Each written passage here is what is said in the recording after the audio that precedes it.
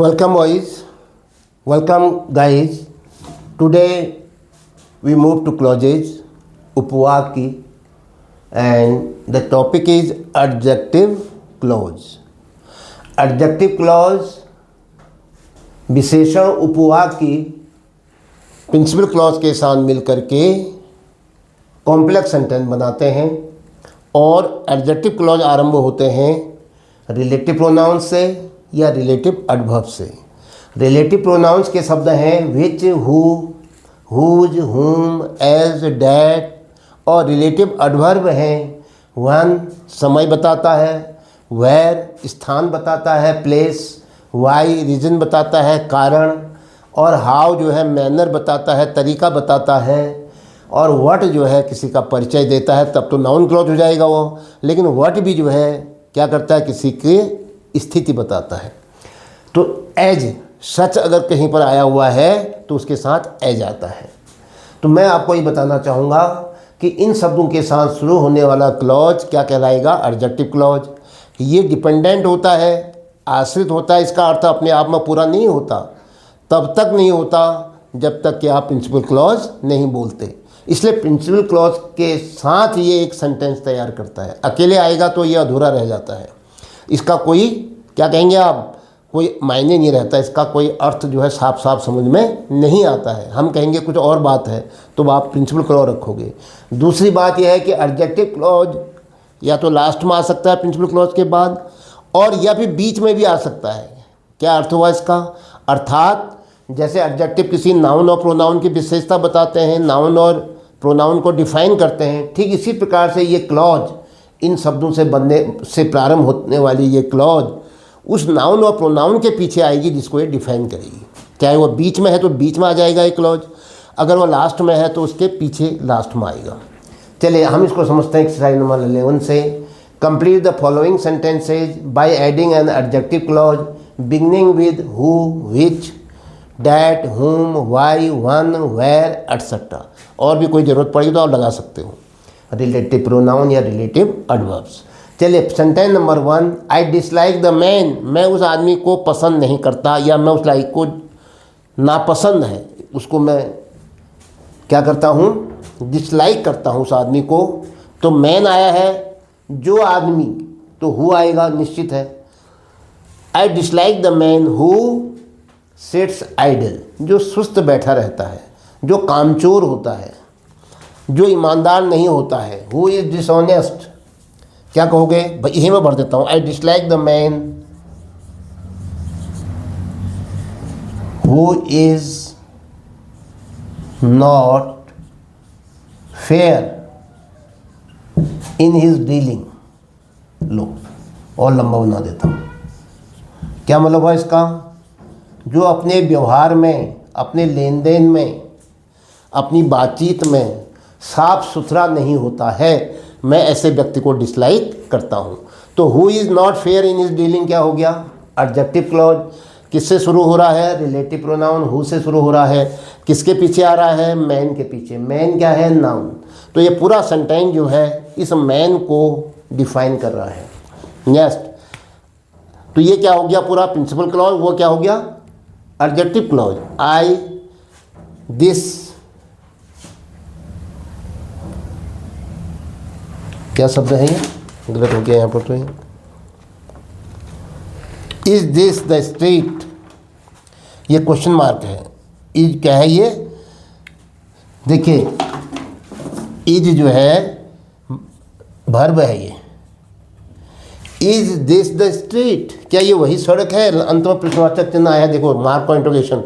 Is this the street, street क्या है, एक स्थान है, एक सड़क है, एक गली है, तो स्थान की बात आ रही है। स्थान को बताने के लिए क्या आएगा, चलो इस अगर कुछ विच भी आ सकता है, डैट भी आ सकता है, वेयर भी आ सकता है। अगर देखते हैं which, is this the street, क्या ये वही सड़क है, which leads to the station, जो सड़क जो क्या है कहाँ जाती है, स्टेशन को जाती है, क्या ये वही सड़क है, जो अस्पताल को जाती है, क्या यह वही सड़क है जो स्टेशन को जाती है। Is this the street which goes to the hospital, which leads to the hospital, जो हॉस्पिटल को जोड़ती है। विच, जो, आपने कहा इसमें विच आ ले आते हैं, जो की अंग्रेजी क्या हो जाएगी, विच। लो, विच लीड्स बन जाती है, जोड़ती है, जो स्टेशन की ओर जाती है या अस्पताल की ओर। Which leads to the hospital, लिख देता हूँ, to the hospital.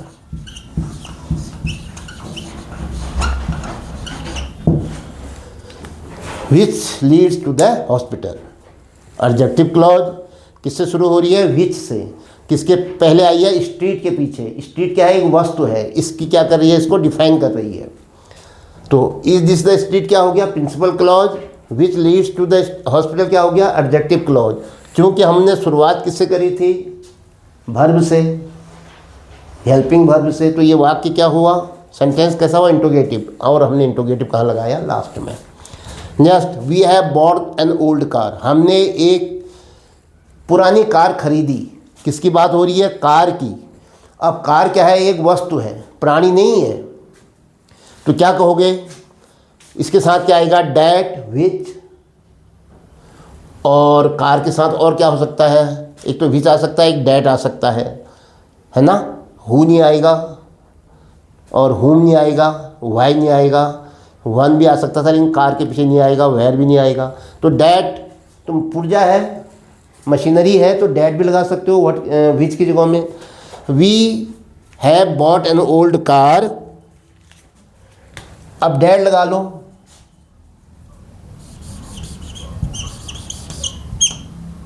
That is a 2020 model, या that gives a good mileage. That gives a good mileage. We have bought an old car that gives a good mileage. लीजिए, ये भी अच्छा हो गया। That gives a good mileage, जो एक अच्छा माइलेज देती है, जो अच्छा माइलेज देती है, ये एडजेक्टिव क्लॉज। और डैट किसको डिफाइन कर रहा है, कार को। किससे शुरू हो रहा है, डैट से, जो क्या है, एक रिलेटिव एडवर्ब है। और we have bought an old car क्या हो गया, principal clause. That gives a good mileage क्या हो गया, एडजेक्टिव क्लॉज। दोनों मिलकर के क्या बना रहे हैं, एक सेंटेंस। वो सेंटेंस क्या कहलाएगा, कॉम्प्लेक्स सेंटेंस। नेक्स्ट, यू में ऑक्यूपाई ए चेयर, आप अपनी सीट ले सकते हो। आप अपनी सीट को ऑक्यूपाई कर सकते हो। यू में ऑक्यूपाई ए चेयर, आप अपनी चेयर को, अपनी सीट को, बैठने के लिए कुर्सी जो है ले सकते हो। कहाँ, वेयर यू गेट इट, जहाँ आप, where you get the place, जहाँ आपको स्थान मिल जाता है। दूसरा बताओ, यू में ऑक्यूपाई ए चेयर, अब वन से भी बना सकते हो, समय की ओर। क्या, जब तुमसे कहा जाता है, लेकिन यहाँ पर क्या हो जाएगा, क्रिया हो जाएगी। कब ऑक्यूपाई कर सकते हैं, जब आपसे कहा जाता है, ये एडवर्ब क्लॉज बनाएगा। खेल में होता नहीं होता, कुर्सी वाले खेल में जब सीटी बजती है तो उस समय आप कुर्सी को ऑक्यूपाई करते हो।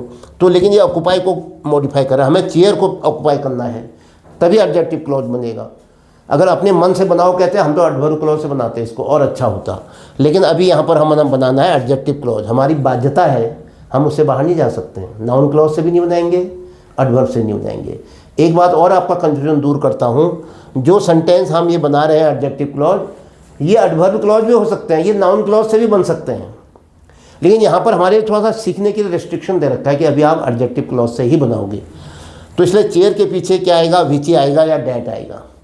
You may occupy a chair,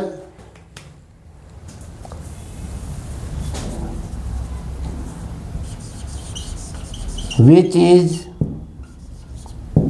available,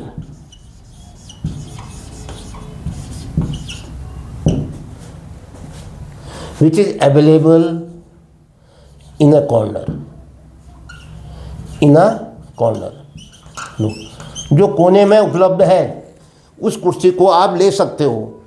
you में occupy a chair which is available in a corner, जो कुर्सी, विच का मतलब क्या है, जो कुर्सी एक कोने में उपलब्ध है, उसको आप ले सकते हो, उस पर आप बैठ सकते हो, उस पर स्वामित्व जता सकते हो। तो यू में ऑक्युपाई ए चेयर क्या हो गया? Principal clause. Which is available in a corner क्या हो गया? Subordinate adjective clause. अब दोनों को मिला करके एक वाक्य बन रहा है, तो ये सेंटेंस क्या कहलाया? Complex sentence. मैंने कहा था कि जो एडजेक्टिव क्लॉज है ये सबऑर्डिनेट क्लॉज है, डिपेंडेंट क्लॉज है। विच is available in a corner, जो कोने में उपलब्ध है। अगर इतना ही कहेंगे पता नहीं क्या चीज़ उपलब्ध है, ये भी तुम कहोगे यार पता नहीं क्या कह रहे हैं, आधा अधूरा वाक्य। अब अगर मैं कहूँगा यू में ऑक्युपाई ए चेयर, आप एक कुर्सी ले सकते हो जो कोने में उपलब्ध है, तो अब आप कहोगे हाँ ठीक है सर, मैं चला जाता हूँ वहाँ पर, ले लेता हूँ, वहीं बैठ जाता हूँ। तो क्या हुआ? अब अर्थ पूरा हो गया और ये सेंटेंस क्या कहलाया? Complex sentence. Next, can you tell me the reason, क्या आप मुझे कारण बता सकते हो? Can you tell me the reason, क्या आप मुझे कारण बता सकते हो? द रीजन, कारण, नाउन का काम करेगा, एब्स्ट्रैक्ट नाउन। अब इसमें से देखो कुछ शब्द अगर आया हुआ है, वाई आया है ना? Why you are late today. Can you tell me the reason, क्या तुम मुझे बता सकते हो कारण क्या है कि तुम देर से क्यों आते हो, या देर से तुम क्यों पहुँचे? क्या कहोगे? Can you tell me the reason, क्यों, कारण बताओ। वाई, क्यों, किससे बनाओगे? वाई से।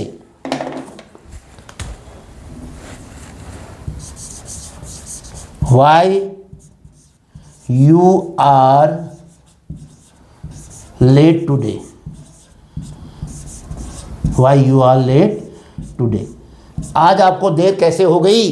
Why you are late today, आज आप देर से कैसे आए, क्या तुम मुझे कारण बता सकते हो? तो can you tell me the time, principal clause. Why you are late today, adjective clause, किससे शुरू हो रहा है? वाई से। वाई क्या है? एक रिलेटिव एडवर्ब है, और किसको मॉडिफाई कर रहा है? द रीजन को, कारण पूछ रहा है वो, क्यों आए आप आज देर, क्या कारण था। अगर मैं इतना ही कहूँगा why you are late today, आज आपको देर कैसे हो गई, ये वाक्य अधूरा तब तक रहेगा जब तक आप ये नहीं कहते हो can you tell me the reason, पूरा हो जाएगा अब अर्थ। तो प्रिंसिपल क्लॉज के साथ मिल करके इसका अर्थ काफ़ी मीनिंगफुल हो जाता है, और ऐसे सेंटेंस को हम कॉम्प्लेक्स सेंटेंस कहते हैं। और हमेशा एडजेक्टिव क्लॉज रिलेटिव प्रोनाउन या रिलेटिव एडवर्ब से शुरू होती है, इसलिए कभी कभी ग्रामर विद इसको क्या कह देते हैं? रिलेटिव क्लॉज भी कह देते हैं। इसका नामकरण जो है रिलेटिव क्लॉज के रूप में भी है। तो इसके साथ ही आज का ये वीडियो यहीं पर समाप्त होता है। जय हिंद।